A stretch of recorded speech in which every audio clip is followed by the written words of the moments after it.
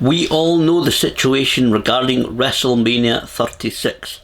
It's taking place, or have taken place, at the Performance Center in Orlando, Florida, and will be broadcast tomorrow and Sunday, Saturday April 4th and Sunday April 5th, on the WWE Network and pay-per-view providers. Although these days, why would you pay for it on a pay-per-view provider, to be honest? We all know the situation behind it. No crowd. We don't know what it's going to look like. We don't know how it's going to go, whether it's going to be a good show or not. And there's certainly a few gimmick matches on the card. Well, I understand that WrestleMania is one of those times where you kind of put these matches on the card, but I don't know whether it's in response to what's happened that they're having these weird type of matches, or whether it's been something that's been planned all along. So what I'm going to do, I normally make a prediction or preview video for WrestleMania, and I'm going to go through, according to Wikipedia, the 16 matches that are currently scheduled for WrestleMania 36. And I will comment on the obvious changing one when I get to it. The first one, Ultis versus Dolph Ziggler, who will be accompanied by Mandy Rose. This is obviously another romance storyline. Dolph and Mandy are supposedly together, I think, in real life. I'm going to go to Otis on this one. Ziggler would not, I could see winning easily, but I think it would be good for Otis to get some kind of revenge after apparently being fooled by the two of them. So I'm going to go Otis. The next match for the WWE Women's Tag Team Championship, now I'm obviously reading this off my laptop. The WWE Women's Tag Team Championships, the Kabuki Warriors, Asuka and Kairi Sane versus Alexa Bliss and Nikki Cross, who are the challengers for this one. I can only go Nikki Cross and Alexa Bliss on this one. Been a fan of Nikki's for many years now. Seen her live here in Dundee many times. She's just a great performer. I do want a Scots championship win at WrestleMania, which I'll talk about later. And I would love to see Nikki Cross and Alexa Bliss win the WWE Women's Tag Team Championships. Sami Zayn will defend the Intercontinental Championship, being accompanied, of course, by Cesaro and Shinsuke Nakamura. And he will defend that title against Daniel Bryan, who will be accompanied by Drew Gulak. This has potential to be a really good match. If these two guys have been allowed to be given time, be allowed to actually wrestle, this could be an excellent match. It could be one of the best or better matches of these two shows. We don't know how they're going to be divided, so I'm not even going to address that, because we'll see when WrestleMania gets shown, and I'll talk about the endings of the show later on. But this could be a really good match. I will go Sami Zayn in this one. I like Daniel Bryan. He's a good wrestler, but I would actually like to see Sami Zayn do something big, which is like defending the Intercontinental Championship at WrestleMania. Edge versus Randy Orton. Again, one of these gimmick matches. I think this is trying to hide the limitations of Edge because of his neck. I'm really hoping that Edge is careful in this one, and that that Edge is just kind of come back to retire on his own terms and not do too many matches and not get drawn into too many stuff and eventually again suffer another injury. I will go for Edge on this one because I've never ever been a Randy Orton fan. Really not. I said it in the live video or video I did about the Ruthless Aggression Evolution video that I did. Never been a Randy Orton fan. Would love to see Edge take this one. It's a last man standing match, so there'll obviously be a lot of brawling, a lot of potential weapons, commentator table spots, depending on what the setup is in that one. Elias versus King Corbin in a match that I really hope is quite quick. No dog in this fight. I think it's a bit weird. I know it's professional wrestling, sports entertainment, to throw Elias off of the gantry or the stand, and then he's quite quickly back for a WrestleMania match just does not make any sense. It's stupid booking, to be honest. No dog in this fight, I'll just go Elias, because I'd like to see him, again, just have a moment. He's not had a really great lot of moments where he's came out victorious or on top. He's always kind of been tombstone beaten by The Undertaker, which I know is a huge thing to do. It's a huge thing to be able to say, to be involved with Taker, but yeah, I'm just going to go Elias. Alistair Black versus Bobby Lashley, who will of course be accompanied by Lana. Again, I see, obviously at this stage, Alistair Black is the more up and coming athlete. He's the better athlete. I'm going to go Alistair Black on this, but I think it's a kind of a bit of shame, and I don't really rate Alistair Black as potential absolute main eventer at this stage. He's not done a huge deal in WWE recently, but I'm going to go Alistair Black. I prefer him to take the victory. I don't know whether we'll see Rusev interfere or whether we'll see any kind of story like that. Maybe we may see something like that about Rusev, I don't know, but Alistair Black to take the victory. The next match for the Raw Tag Team Championships, the Street Profits, Angelo Dawkins and Montez Ford defending against Austin Theory and Angel Garza, who of course will be accompanied by Selena Vega. Very simple for this one. I want to see... Again, it's one of the matches where I think I may be picking wrong, but I would like to see the Street Profits win this one. The reason actually being is because I would actually like to see Andrade, who is out with a knee injury apparently, and it's apparently a legitimate injury. I would like to see him win the tag titles with Angel Garza. I would genuinely like to see those two win the tag team championships. So I would like to see the Street Profits retain, maybe Austin Theory getting blamed for the loss eventually by Garza. Maybe they could do a storyline where they lose and Garza keeps that frustration inside him for a while until Andrade is ready to come back, and then they dump Theory out of the team, and Andrade and Garza go on to win the tag titles, proving that those two, it wasn't anything to do with Selena Vega or Angel Garza. It was to do with Austin Theory being the person at fault for them not winning at WrestleMania. Maybe just an idea there.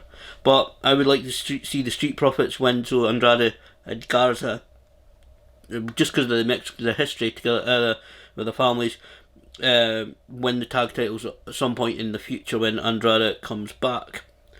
The triple threat ladder match for the WWE SmackDown Tag Team Championships. The Miz and John Morrison will defend against the New Day, Big E and Kofi Kingston, versus the Usos, Jimmy and Jay. Again, one I really don't have anybody to pick for this one. I will pick the Miz and Morrison because I'm not a fan of the Usos. Never have been, in fact. And the New Day, I just get the feel... I've felt for a while now that has gone on too long. I understand it's a kids thing. They want, it's something they've kept going for young fans, but I just simply think it's gone on a little bit too much. So I would like, especially with John Morrison's return at the Royal Rumble being basically wasted by a quick elimination by Brock Lesnar. Yeah, I just want to see the Miz and John Morrison retain the titles. I think this could be a decent match. We'll get some ladder interaction and some ladder agility with John Morrison. I think we'll see. Maybe I'm straddling both, two ladders at the same time. There's a few, like I said, there's a few gimmick matches on this card, but we'll see some kind of ladder athleticism at some point from John Morrison. I do not doubt that. So the Miz and John Morrison to take the victory in that one. Kevin Owens versus Seth Rollins in another singles match.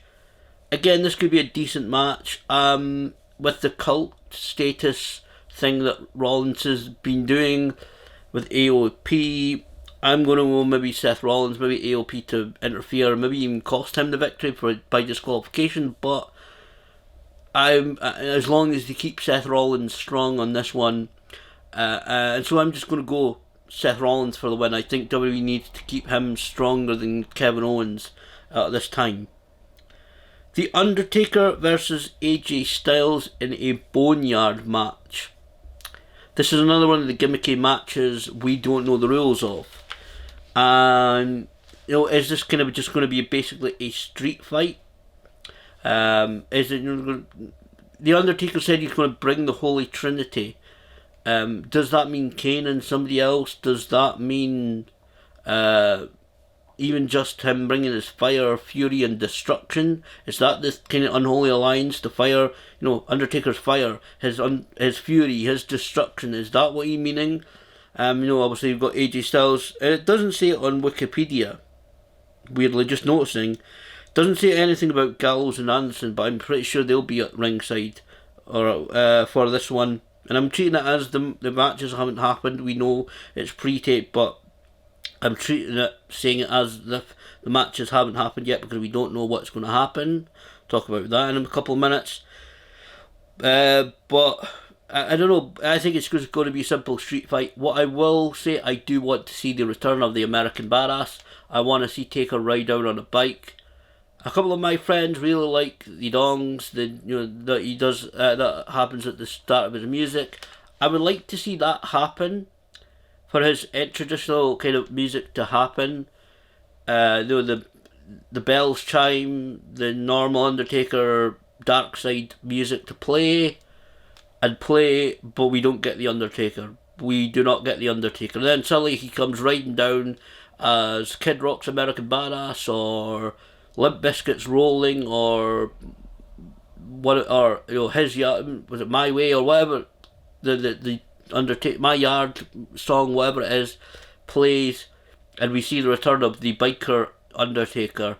That's what I think a lot of people would like to see. So, and I kind of hope to see that as well. The Boneyard match, maybe bring back the biker Undertaker for one more kind of character switch from the Undertaker. Maybe it's time to do that. So I'm going to go the Undertaker for the victory. AJ Styles is a phenomenal wrestler, obviously.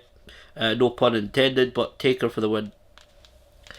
Bayley will defend the Women's SmackDown Championship against Lacey Evans, Naomi, Sasha Banks and Tamina. Wikipedia have this listed as a fatal 5-way elimination match. Well, a 5-way elimination match is not a fatal match. A fatal match, whether it be a fatal 4-way or a fatal 5-way, it's single decision, a submission or pinfall victory, whether the champion is involved or not, ends the match. Only really one elimination in that match. So this is, if depending on what the way the rules are, if it is an elimination match, it's not really a fatal 5-way. It's just a 5-way elimination match. For this one, I'm actually going to go Lacey Evans. I think with the work she's done, the profile that she's had in WWE lately, over the last year or so, all the press she's received, I'm going to pick Lacey Evans to win the SmackDown Women's Championship. The next match, John Cena versus The Fiend Bray Wyatt in a Firefly Funhouse match.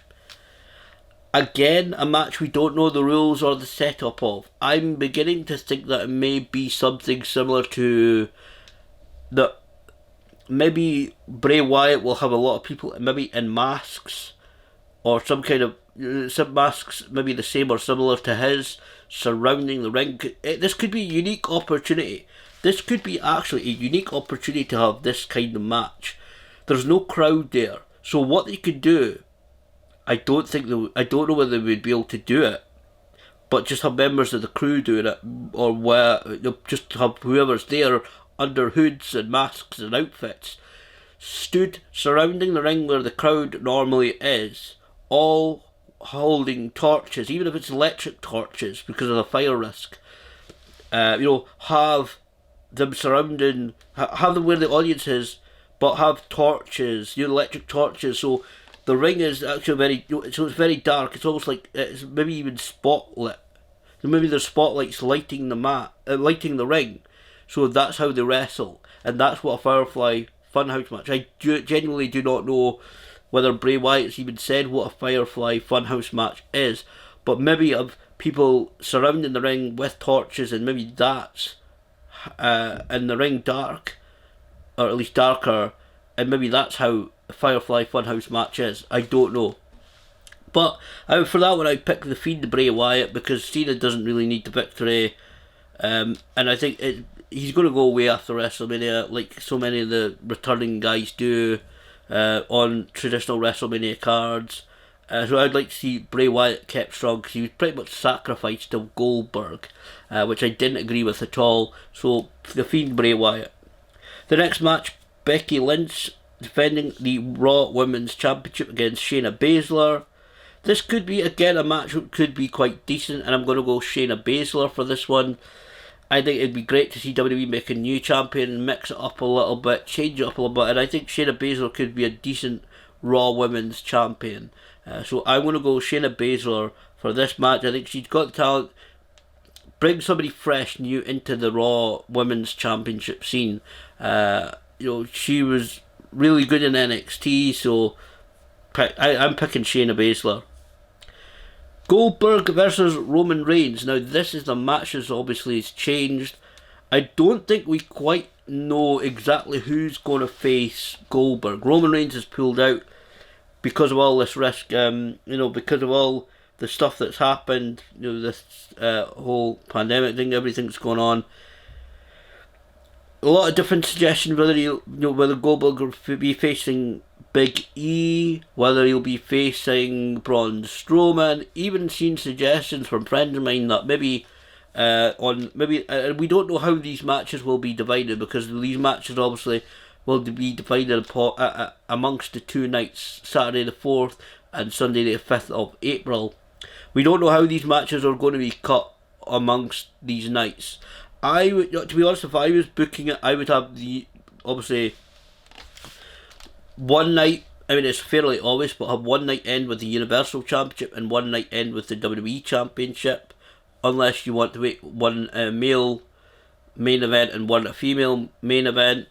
But certainly have one of the main titles obviously be the main event, the last match on the card. That's obviously how you do it in wrestling.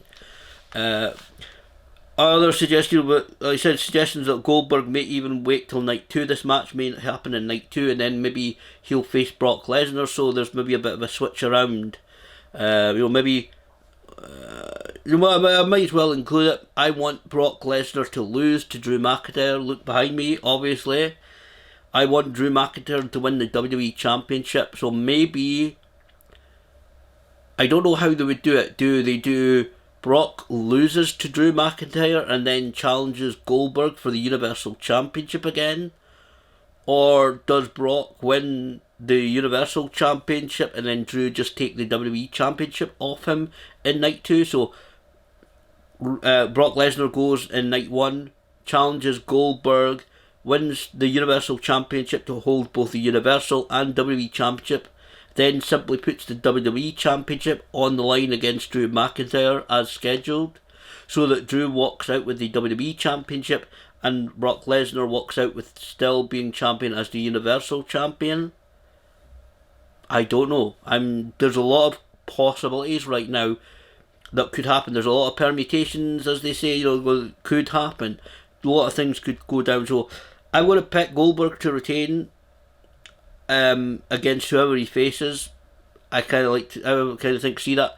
If it is Big E or Braun Strowman that he faces, which is a lot of people are picking, I don't think either of those two guys are ready. Like I said, the New Day has gone on far too long, and I don't think Big E has the build up he needs to be a proper challenger for the Universal Championship.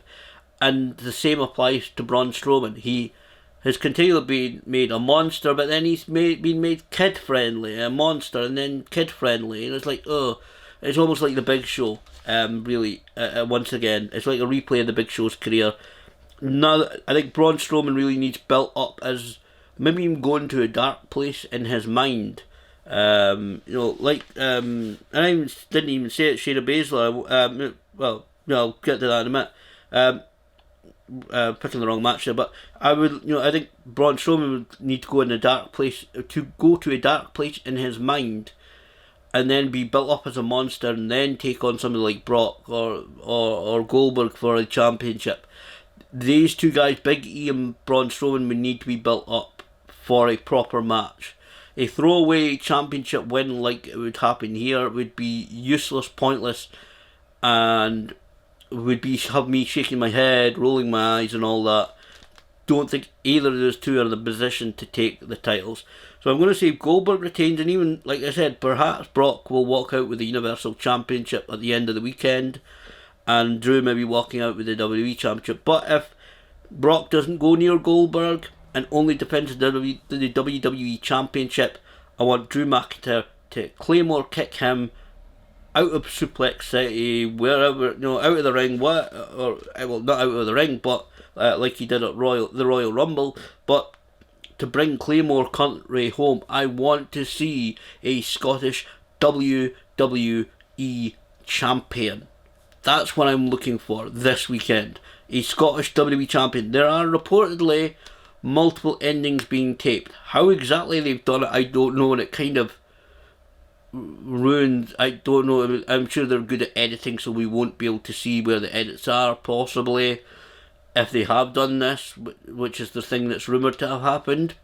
Multiple endings taped for a couple of the matches, but I want to see Drew McIntyre take the WWE Championship at the end of it. I don't care whether Goldberg gets involved, Braun Strowman, Big E, whoever, Paul Heyman, Jim Cornette even getting involved. I don't know, I don't care.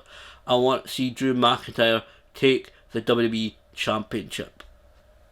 The last match listed on Wikipedia is Rhea Ripley versus Charlotte Flair for the NXT Women's Championship.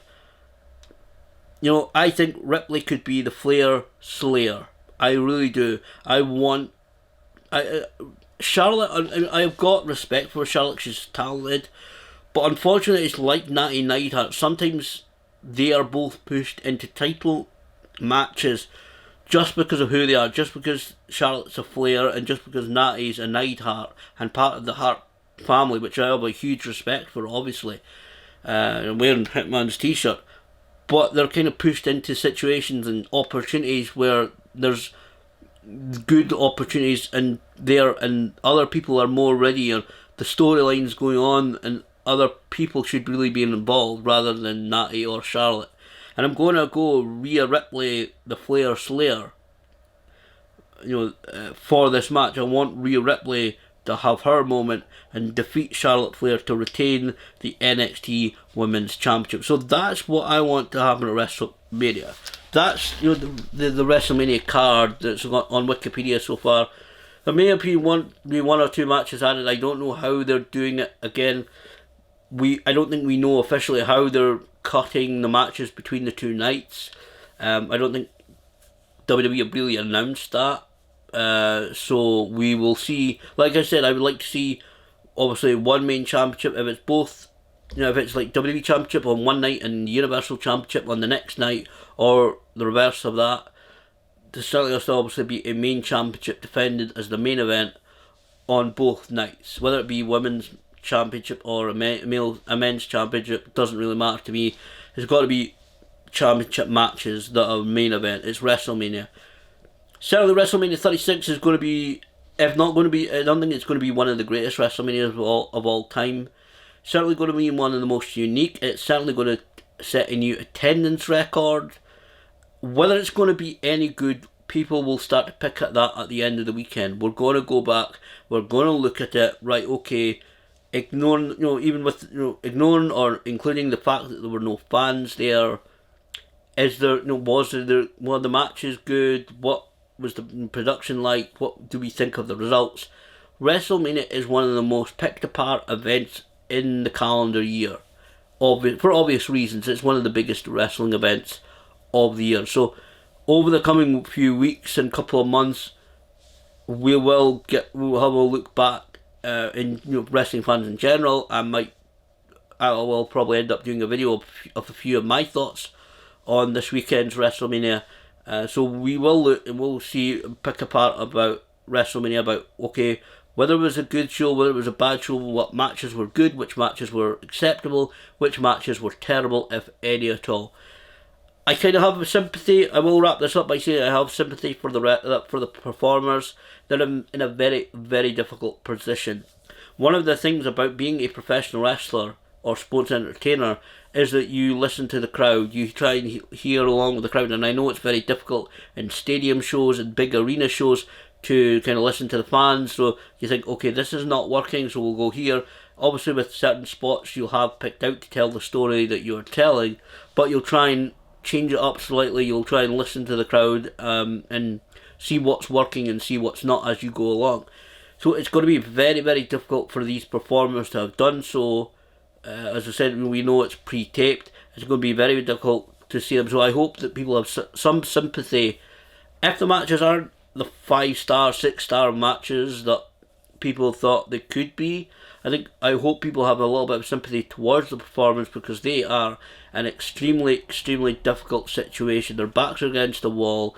They're kind of being pushed into doing this. So we have to give them a little bit of leeway in terms of how the performances go. But I will certainly be sitting Saturday night and Sunday night, tomorrow night and Sunday night, to watch, well, really Saturday going into Sunday and Sunday going into Monday at UK time, obviously. I will be sitting and watching WrestleMania 36, and I'm actually genuinely looking forward to seeing what happens at WrestleMania 36.